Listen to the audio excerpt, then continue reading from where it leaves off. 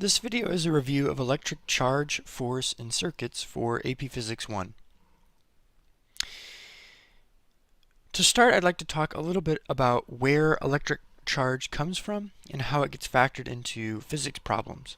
So we know that all matter is made up of protons, neutrons, and electrons. And while neutrons are electrically neutral, and therefore, they can't contribute any charge, and they don't exert electric forces on other charged particles, protons and electrons do have a charge, and that charge is equal in magnitude on the proton and the electron, but opposite in sign.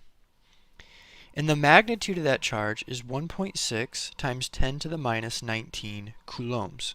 And so maybe that helps us remember that charge is measured in coulombs, which is represented by a capital letter C. So the charge on the proton is positive 1.6 times 10 to the minus 19, and the charge on the electron is minus 1.6 times 10 to the minus 19. And although the electron is a small thing, and the proton is a small thing, we see that the amount of charge on an electron or proton is quite small. And that's partially due to the fact that a single proton or electron doesn't have very much charge, but it's also due to the fact that a coulomb is an incredibly large amount of charge. And so for that reason, sometimes we end up working with units of nanocoulombs or microcoulombs. Nanocoulombs is times 10 to the minus 9 coulombs, and microcoulombs is 10 to the minus 6 coulombs. And so sometimes units of charge will be given in those units instead of just coulombs. Most ordinary objects don't have a charge. We say that the net charge on those objects is 0. And for that reason, we call them a neutral object. They have the same amount of positive charge as negative charge. So it's not that there's no charge present in the object, it's that the amount of positive and negative are canceling each other out, making the object neutral. And so how do I charge an object is a question that we need to be familiar with.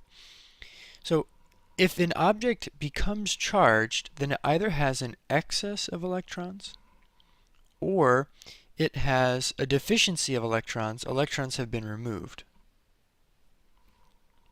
And so the way that I can add electrons to an object or remove electrons from an object is, in one way, charging by friction. If I charge an object by friction, what that means is I'm taking two objects and I'm rubbing them together. And due to the contact between the two surfaces of those objects, electrons will get transferred one way or the other. And there's no reason why you should know which way the electrons are going. So for example, if I take a balloon and I rub my head with the balloon, electrons are either getting transferred from my hair to the balloon or from the balloon to my hair, but I don't know which way the electrons are going. All I know is the amount of electrons gained by one of the objects is lost by the other objects because charge is conserved. And if charge is conserved, then the amount of positive charge on one object is always going to be equal to the amount of negative charge on the other object, assuming that they've been in contact. And importantly, because of the structure of the atom, right, that is, all of the positive charge and neutral neutrons are in the center of the atom, and the negatively charged electrons are around the nucleus of the atom, it's the electrons that are exchanged between objects when they come into contact. Protons are held tightly in the nucleus, they can't be removed, but electrons can be exchanged between two objects. And since an electron is a finite particle that has some amount of charge, as it's exchanged between two objects, it is impossible for an object to have a charge that is not a multiple of an electron. So what I mean by that is I can take one electron and take it off of an object and give it to another. And now the magnitude of the charge on both of those objects is 1 times the charge of the electron. If I take another electron away from that object and give it to the other, now they have a charge of 2 times the magnitude of the charge of the electron. And so in this equation that I've written, n represents the some integer number, and e represents the charge on the electron or the proton. And so the charge on any object is some multiple of e. And I can't have an object have a charge of some fraction of e because I can't split up the electron. In principle, there are two types of objects. Objects that allow the flow of charge to happen very easily, and objects that tend to prevent the flow of charge. And the objects that allow the flow of charge we call conductors, and the objects that prevent the flow of charge we call insulators. And so some objects do a good job of not transferring charge or holding on to their charge, and some objects do a good job of allowing charge to be transferred or moved around within an object. And maybe you remember that in principle, what we say is that metals are good conductors, because if I have a metal, then there's lots of positive charge, but there's lots of negative charge. And in fact, many of those electrons are loosely attached to the atom, and for that reason, if I have a long copper wire, for example, all of those copper atoms have electrons that are very loosely attached. In fact, we call it a sea of electrons, or we call them mobile electrons that are not really attached to any of the atoms, and so they're free to move around. But an insulator doesn't have those same properties. All the electrons are more well attached to the atoms of the insulating material, and so they don't move around as much.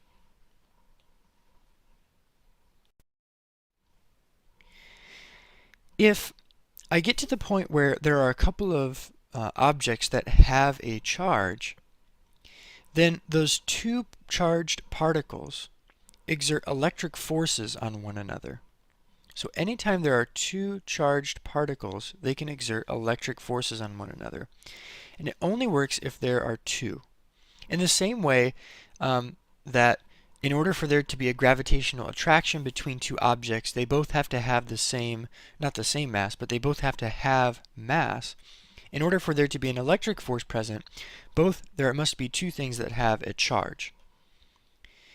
And the equation that we use to represent electric force is called Coulomb's law, C-O-U-L-O-M-B-S law, Coulomb's law. And Coulomb's law says that any pair of two charges will exert a mutual electric force on one another if the centers of those two charges are separated by a distance r, and the charges are Q1 and Q2, then the electric force is given by Coulomb's law, which is the equation in the red circle. And we notice that Coulomb's law is proportional to 1 over r squared. We call this an inverse square law. And another inverse square law that we know is the equation for the gravitational force, which is also proportional to 1 over r squared. For gravitational force, it depended on the universal gravitational constant g and the product of the masses. Coulomb's law depends on the product of the charges and Coulomb's constant. So these are both inverse square laws, which means that if we plot the force as a function of separation between the two charges, then we'll get a graph like the one that I have shown there. If the two charges have opposite sign, then the force between them will be attractive, because opposite charges attract. And if the charges have equal sign, or the same sign, then the force will be repulsive, regardless of whether they're both positive or both negative. But regardless, that electric force will always be exerted along the line connecting the two charges. And those electric forces will always be the same, regardless of whether Q1 is greater than Q2 or Q2 is greater than Q1. And they will always point in opposite directions, either toward one another or away from one another. One of the assumptions in Coulomb's law is that Q1 and Q2 are point charges. And what that means is the size of the charge needs to be much bigger than the separation distance between the two charges. So for a proton and electron, that works out very well. if I have a proton and an electron separated by some measurable distance, then the size of those charges compared to the separation distance between them, the size of the charges is going to be much smaller than the separation between them. However, we've done a couple problems where maybe we're dealing not with a proton and an electron, but with two spheres that have a large physical size, and maybe they're moving closer toward one another. And there are some cases where the separation between the centers of those spheres will become small enough that the two surfaces of the spheres will start to polarize one another and redistribute the charge within the object. And for that reason, the electric force changes, and Coulomb's law can't really be applied. So you need to remember that Coulomb's law requires that the two charges be point charges, which means that the separation distance needs to be much bigger than the sizes. And so I suppose in my assumption line written there that I have written that incorrectly. It really should be that in order for the electric force to obey Coulomb's law, this 1 over r squared relationship, the distance between the two objects needs to be much bigger than the size of the objects. So that was written backwards. What I'm crossing off there, the size being greater than the separation between the objects, that would be the case where Coulomb's law does not apply. And one way that we would be able to think about that experimentally is if I made a graph of f versus r squared, which is supposed to be the relationship between f and r for Coulomb's law, then I should get a straight line. But if I notice that there was a deviance either one way or the other, then I know Coulomb's law is not being obeyed. And one way to account for that is, as I said, the two spheres getting close to one another and the polarization of the two spheres coming into play.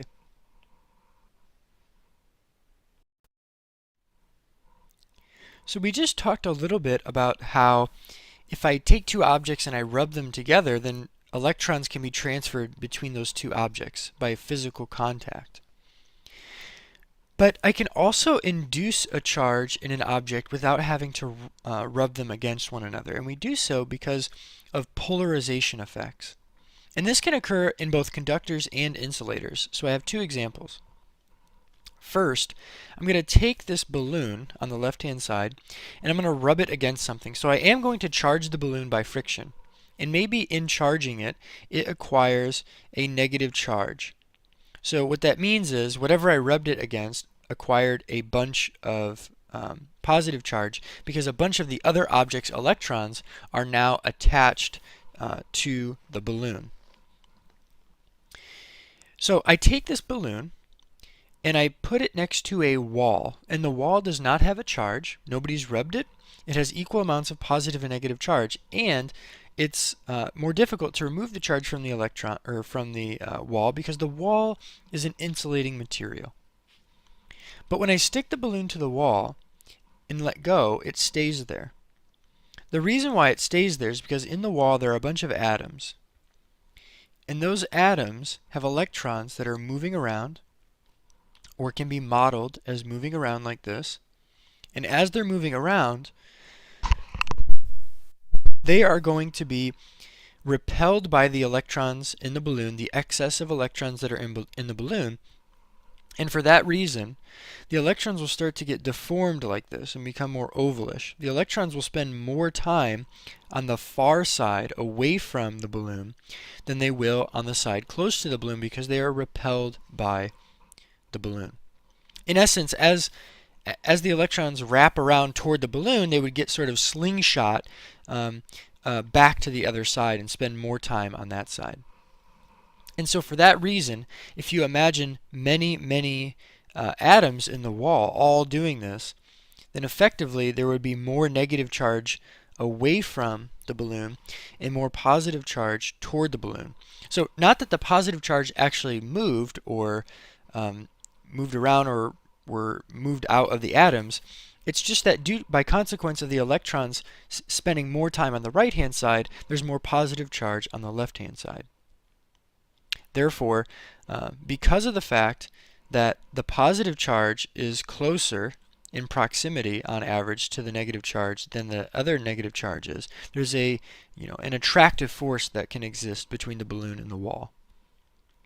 And so in summary, a negatively charged balloon sticks to an insulating neutral wall because it polarizes the atoms in the wall.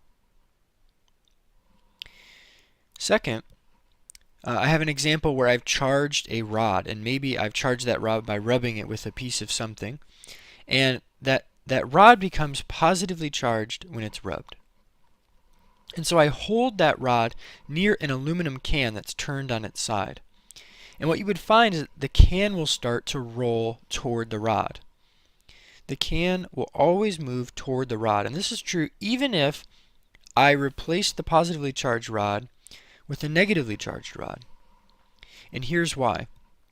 Regardless of whether the rod is positively charged or negatively charged, the electrons in this aluminum can, which is a conductor, are free to roam around. It has mobile electrons that are free to move. And those mobile electrons, if the rod is positive, those mobile electrons will move toward the rod. And if the rod is negatively charged, the mobile electrons will move to the opposite side of the can. And so for the case that I drew initially, the rod is positively charged, and so a bunch of those electrons are attracted to the rod and come to the right-hand side of the can. And by consequence of that, the left-hand side of the can becomes positively charged. Again, not because the positive charge can move around, and not because there are protons that were ejected from the atoms, but for the reason that the electrons left the left-hand side of the can to go to the right-hand side, there is a deficiency of electrons on the left-hand side of the can. Therefore, it becomes positively charged. So in summary, a positively charged rod or a negatively charged rod will attract a neutral conducting aluminum can, causing it to roll. And lastly, I want to point out that even while the balloon is sticking to the wall and while the can is rolling towards that rod, neither one of those objects actually has a net charge. And we need to be careful about the phrase net charge. If I counted all of the electrons and protons in the wall and all of the electrons and protons in the aluminum can, in both cases, the net charge of those objects would be zero. They don't have an excess or positive or negative charge. All that's happening is the negative and positive charge is, it's being polarized or moved around in order to create an attraction between two objects. So this is the essence of induction and polarization. Now I'd like to shift focus to talk more about electric circuits. So we know that batteries have a potential difference across their positive and negative terminals. If you look on a battery, it might say something like 1.5 volts. That is describing the magnitude of that potential difference across those two terminals. And that difference in potential is what provides the electromotive force that drives the electrons through the circuit. And so without an electromotive force, no charges are going to move. And without connecting the two terminals of that battery to allow a route for charge to go from the positive to negative terminals, the charge will not move. So in order to have a circuit, I need to have a closed loop of conducting material, and I need to have a battery that provides an electromotive force. In general, when that happens, current will flow. And because electrons are the things that are moving, current is due to the flow of those electrons. And in general, we say that current, which is represented by the letter I, is the rate of flow of charge, or delta Q over delta T. It's a measure of, in my circuit, how much charge is passing a point in a certain amount of time. Since charge is measured in coulombs and time is measured in seconds, then the unit for current is amps. And finally, I like to say about current that conventional current, the direction that current travels by convention, the way that we define the direction of current, is the direction that is opposite the direction of electron travel. which means that electrons would want to go away from the negative terminal of the battery, so they would go this way. And so, by definition, conventional current comes out of the positive terminal of the battery. Okay, so it goes this way.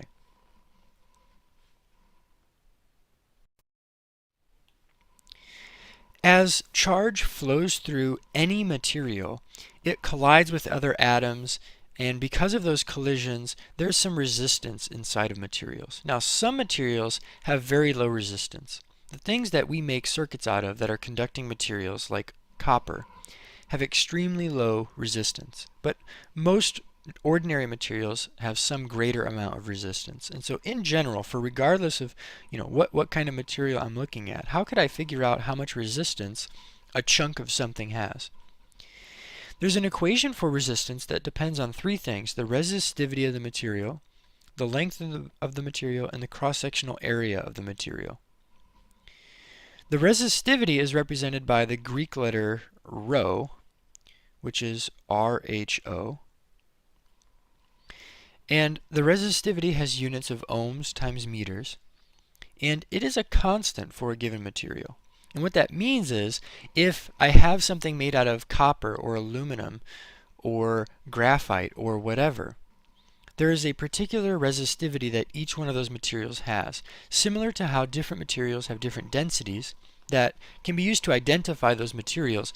Resistivity could also be used to identify a material. There is a dependence on the resistivity that can change the resistivity a little bit, that has to do with temperature. And so there's a relationship there between resistivity and temperature, but we will typically think of resistivity as being constant and depending only on the type of material. The total resistance of a circuit element depends also on the length and the cross-sectional area. So as I have shown in the picture below, the length of this material is just its physical length from left to right. That would be measured in meters. And the cross-sectional area means if I were to chop this thing in half and look at the inside of it, what is the shape or the area of that cross-section of material? And so in this case, I've drawn a cylinder, and the cross-sectional area of a cylinder is a circle. And so I could find the cross-sectional area, capital letter A, by using pi r squared as my equation for the area of that piece of material. And we learned that this equation can be linearized like any other equation to provide a straight line where the slope of that line is the resistivity. And the way that I accomplish that is if I could hook this piece of material up to a circuit and measure the resistance, and then for each trial of the experiment measure the length and area of each piece of material, then I can plot this on a graph, and I should produce a straight line, and the slope of that line will be the resistivity of the material. And I know that should be fairly constant because the resistivity is supposed to be constant for a given material. And the way that that works in general is that if I plot if I plot the resistance on the y-axis, and if I plot length divided by area on the x-axis, then the slope will be the resistivity. And hopefully you can see how that matches up with the equation up above. Now that we've talked a little bit about potential difference, voltage, current, and resistance, we can talk about Ohm's law. Ohm's law describes the relationship between the potential difference, current, and resistance of a circuit element in a circuit.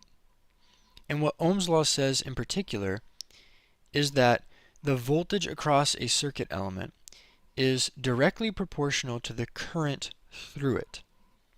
And so what that means is, if I created a graph of voltage versus current, if they're directly proportional to one another, I expect that the slope of that graph will be a straight line. And by Ohm's law, we know that that straight line, the slope of that line, would represent the resistance of the material. And that's shown by the Ohm's law equation, right? If I plot voltage on the y-axis, current on the x-axis, then the slope should be the resistance.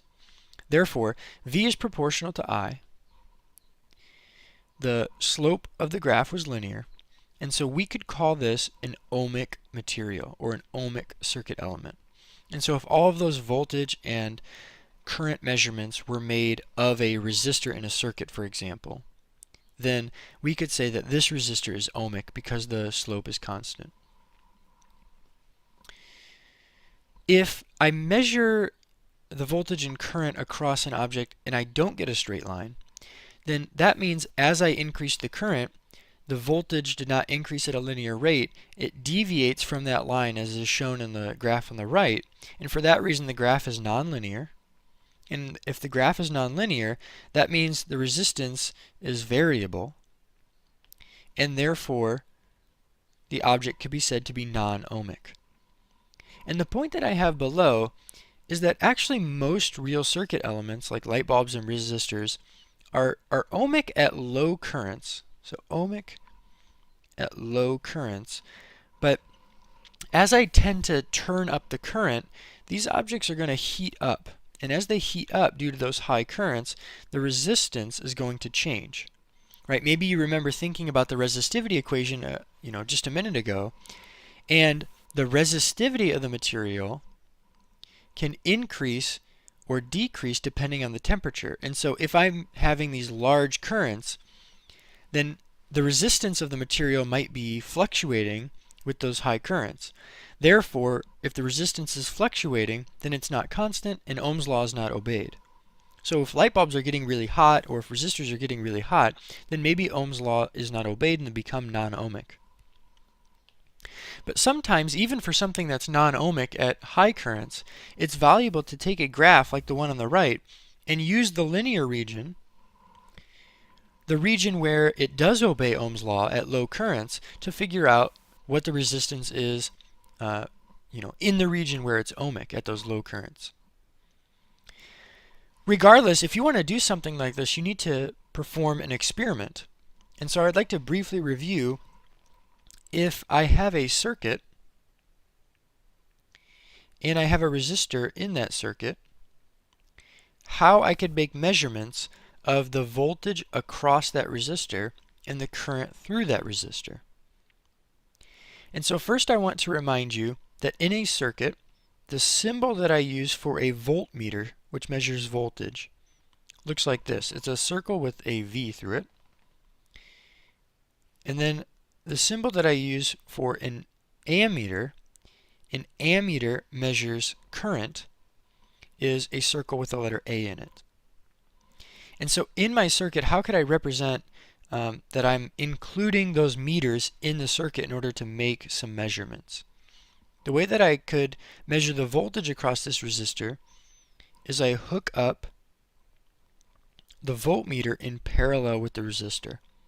And the reason why I'm able to do this is because two things in parallel always have the same voltage. Two things in parallel always have the same voltage. And that is because voltages or differences in voltage are associated with differences in two different points in a circuit. And so even though these are two different things, a voltmeter and a resistor, they're attached to the same 2 points. If I call those 2 points A and B, the voltage between points A and B is the same whether the voltmeter is there or not. Okay.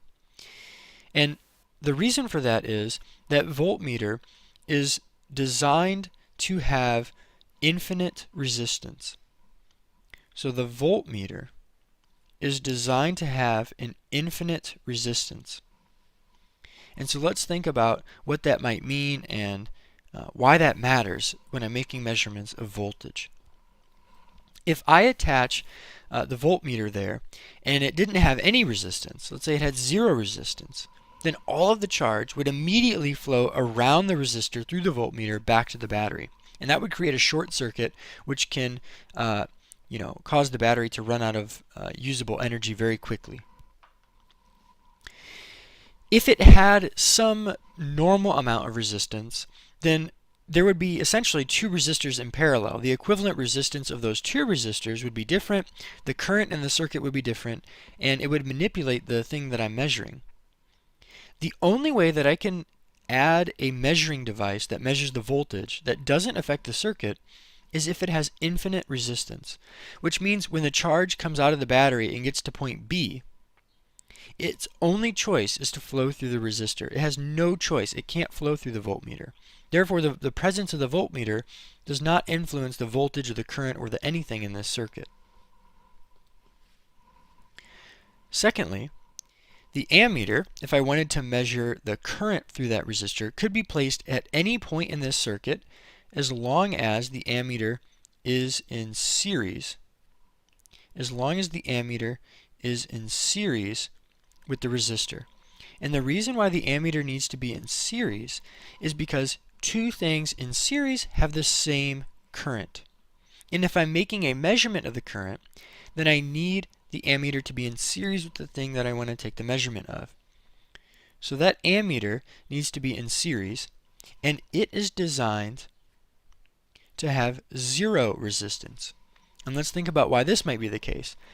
If the ammeter has zero resistance, then as the current flows through the resistor, unimpeded it will flow through the ammeter. And although the current in the resistor and the current in the ammeter has to be the same no matter what, because physically there's not another path to travel along, if that ammeter had any resistance to it, then it would affect the current in the circuit. The equivalent resistance would be different. So we want to add a device to the circuit that is capable of measuring the current, and it has to be that same current as the resistor, but without altering the total current in the circuit. And for that reason, the ammeter is designed to have zero resistance. So in summary, a voltage is designed to have infinite resistance and must be placed in parallel. An ammeter is designed to have zero resistance and must be placed in series.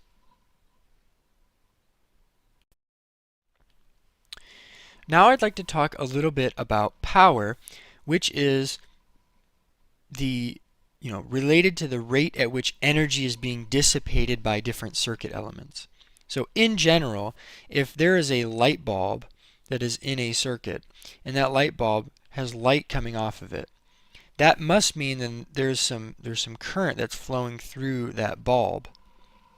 And so what's happening is current is flowing across that bulb, energy is being dissipated, and we see that energy being dissipated as light. We also know that energy is being dissipated because if we touch the light bulb, it's hot. And so clearly there's some energy losses. And that's where the battery has to be there to provide more energy, because there's constantly being energy loss due to the fact that energy is being dissipated by different circuit elements. So in general, the equation for power is current times voltage. And because of manipulations that I can make with Ohm's law, the voltage could be represented as I times R, and so we could express power as the square of current times the resistance. Or if we replace the current with V over R, then we could express the equation for power as V squared over R. And it could be shown that the power dissipated by a circuit element is directly related to the current, as I say up above. So if the current goes up, then the power dissipated by that circuit element will go up. And the reason why that's important is because if you start to be asked questions about the power dissipated by a circuit element, you need to look at the current, how much current is flowing through that object, in order to determine how much power is going to be dissipated. And the way that I also think about that qualitatively is for light bulbs. The greater the current through the light bulb, the brighter it will be, the more power being dissipated. So there's a direct relationship between power and current, and there's a direct qualitative relationship between power and the brightness of a light bulb. And lastly, I'd like to say that in terms of power, we've previously used a power equation to describe mechanical things like somebody running up a staircase or speeding up on a bicycle. And so power can also be defined as the rate of change in the energy of an object, or the rate of the dissipation of that energy. And so we could also set power equal to delta E over delta T, where E represents the energy dissipated measured in joules, and T represents the amount of time it took to dissipate that energy. And since energy is always measured in joules and time is always measured in seconds, then a joule per second is the same as the units for watts, is the same as the unit for power, and instead of writing joules per second, we use the unit watts, which hopefully makes a lot of sense because when we go to purchase a light bulb, the power rating on that light bulb is given in watts.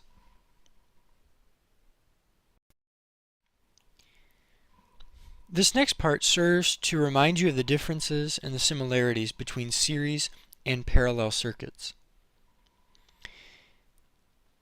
Every single circuit that you see on an AP Physics 1 exam will either be a series circuit, a parallel circuit, or some combination of series and parallel parts of circuits. And so for that reason, whether you're staring at an entirely series circuit or a section of a circuit that is in series, these 3 bullet points are going to apply.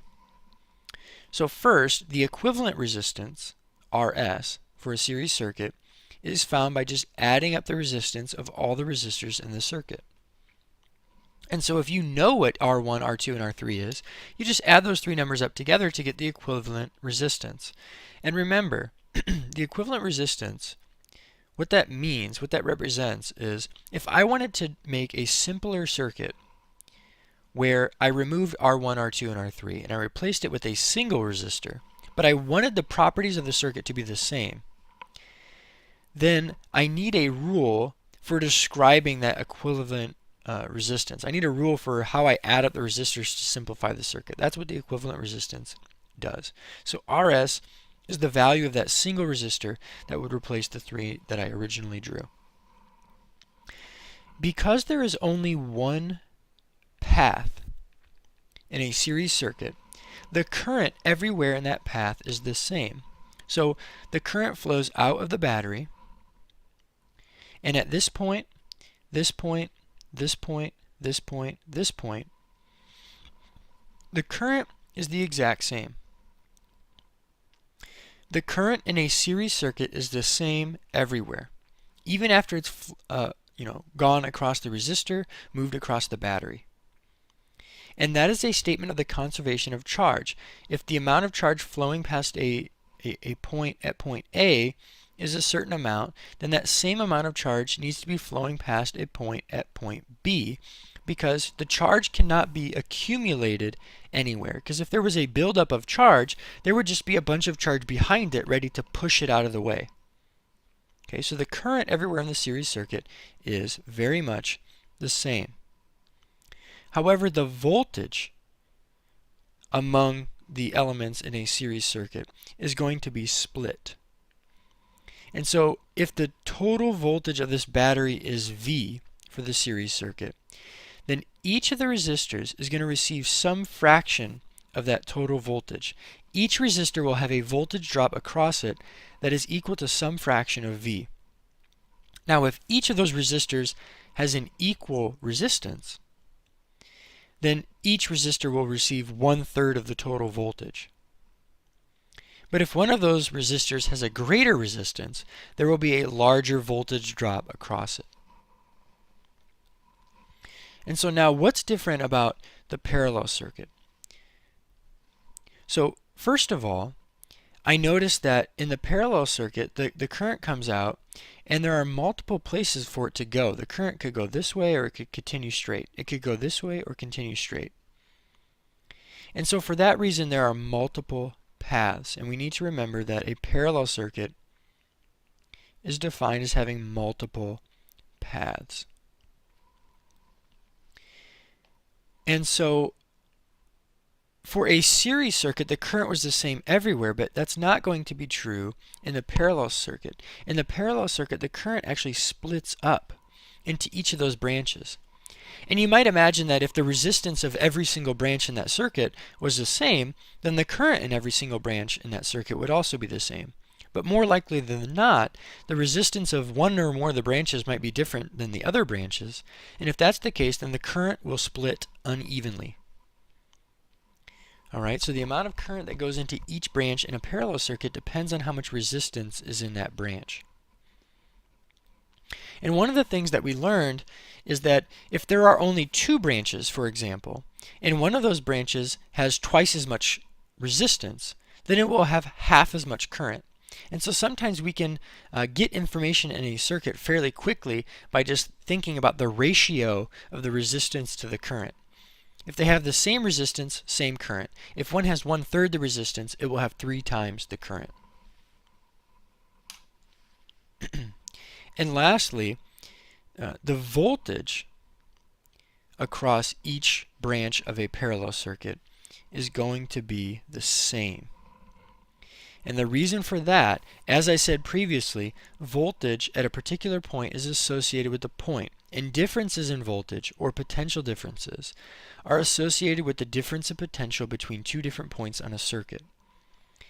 And we have to remember that this point that I'm drawing, this point that I'm drawing, and this point I'm drawing, because there is no circuit element between those 3 points are equivalent in this circuit.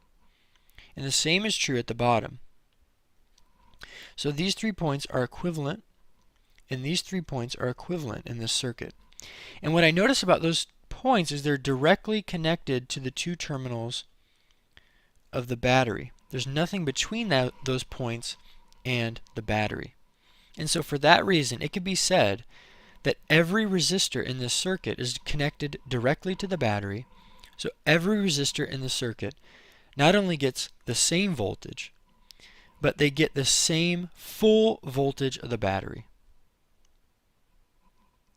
And so in general, you should expect that the voltage of every single element in a parallel circuit is going to be the same.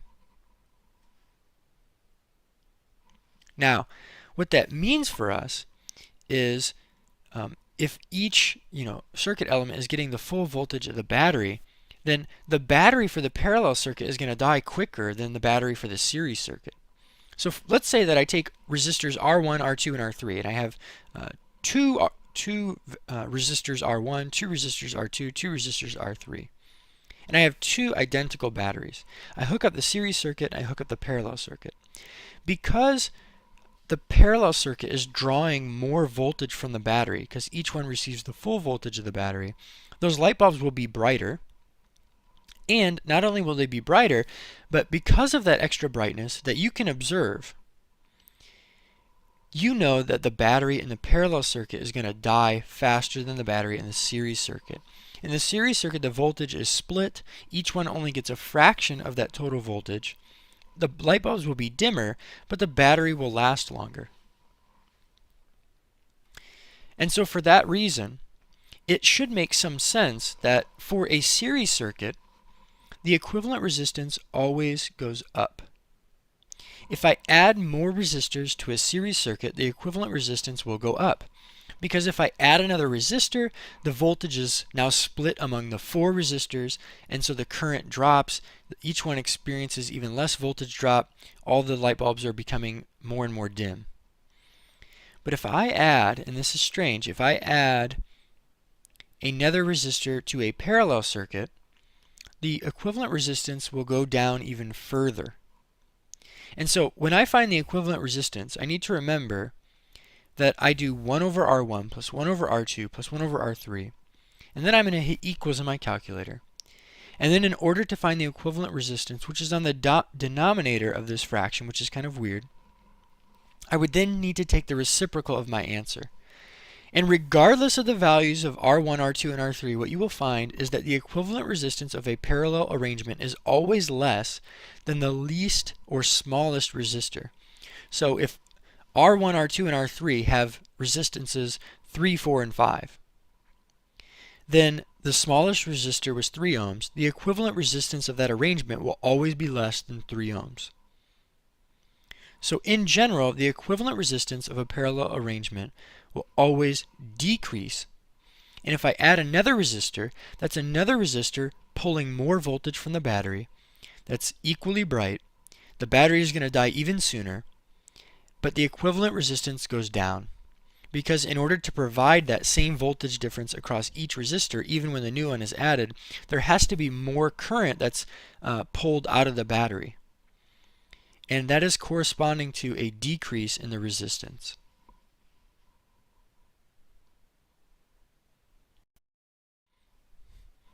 The last two things that I want to talk about are Kirchhoff's junction rule and Kirchhoff's loop rule. The junction rule and loop rule are two rules that we can use to help us analyze a circuit. And they get applied in the following way. First, let's start with the junction rule, which makes a lot of sense. Let's say that I'm going to identify point A as being a junction and point B as being a junction. What the junction rule says is that the currents going into the junction, so here going into point A would be this current, and then coming out of that junction I would have 1, 2, 3 currents. What Kirchhoff's junction rule says is that the amount of current that's going in, maybe I'll call that I1, is equal to the amount of current coming out, and maybe I'll call these I2, I3, and I4.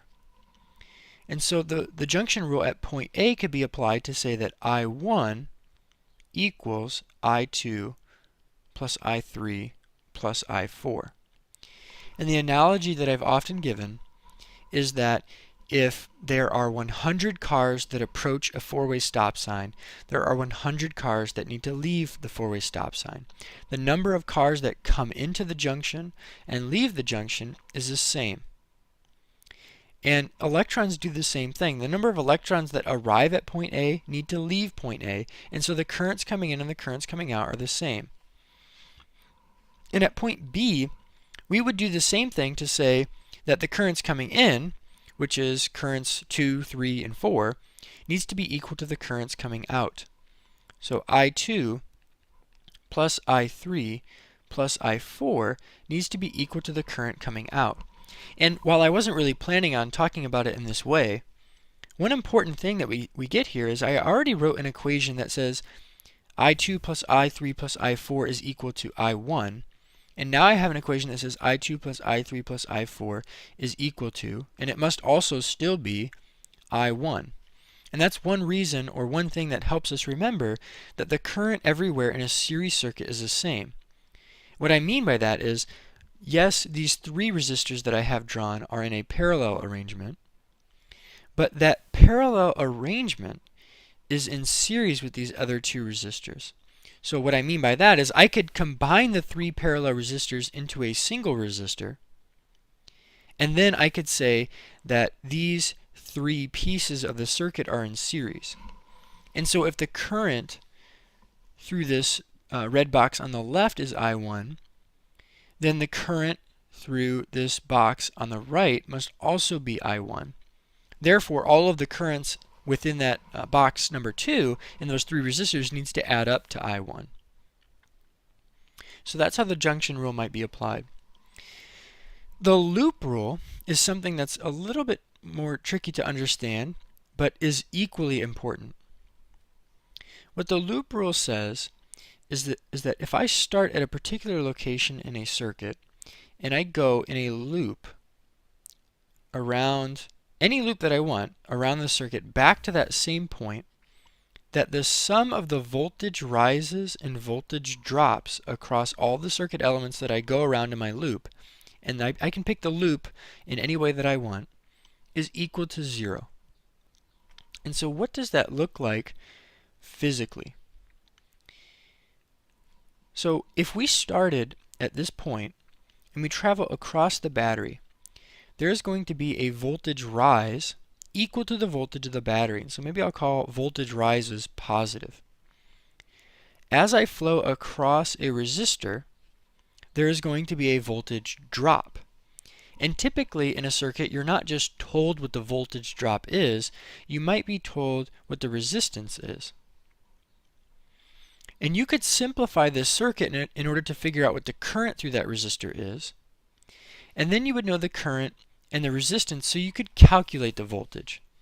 And by Ohm's law, the amount of voltage drop across that resistor would be equal to the current through it times the resistance of it. So there is a voltage rise, positive, across the battery, and then a voltage drop, negative, across the resistor. The next thing that I'd like to point out is, let's say that one of these resistors right here has a voltage of 1 volt. How could we proceed? Do I have to add 3 more terms to this equation for each of those resistors, or is there a more clever way of thinking about this? Well, first off, I know that if the voltage drop across this resistor is 1 volt, then the voltage across those 2 resistors is 1 volt, and the voltage across this resistor is also 1 volt, which means the potential difference between these 2 equivalent points in the circuit is 1 volt. Therefore, I could draw a more simplified circuit that looks like this, where these 2 points across this equivalent resistor have a potential difference across them of 1 volt. And so what that means is, if I encounter a set of a couple of resistors in my loop rule equation, as I'm writing Kirchhoff's loop rule, I don't need to find the voltage of each one of those things and add them up. What I need to do is just find the voltage across one of them, and that represents the voltage across the 2 terminals of those 2 points. So maybe I know what that voltage is, and so there's a voltage drop, which maybe I'll call like V1. So sometimes if you know the voltage, you could just plug it in, minus V plus V. And if you don't know the voltage, then you need to know the current and the resistance, and the voltage drop might be expressed as I times R. And I keep going around this circuit. I go through the parallel arrangement, that's where I get the minus V1. And then I flow through this last resistor, which maybe again, I don't know what the voltage is, but I do know that it has the same current, I, but maybe a different resistance. So maybe I'll call those resistors, RA and RB. But importantly, resistors RA and RB have the same current because those 2 resistors are in series with one another. If they had different currents, I would need to specify that in my loop rule equation. Now that I've arrived back at that same point, I know that this equation is equal to 0. And the reason why this is useful is because if I have this equation, let's say the voltage of the battery was known, and let's say the 1 volt across that parallel arrangement was known.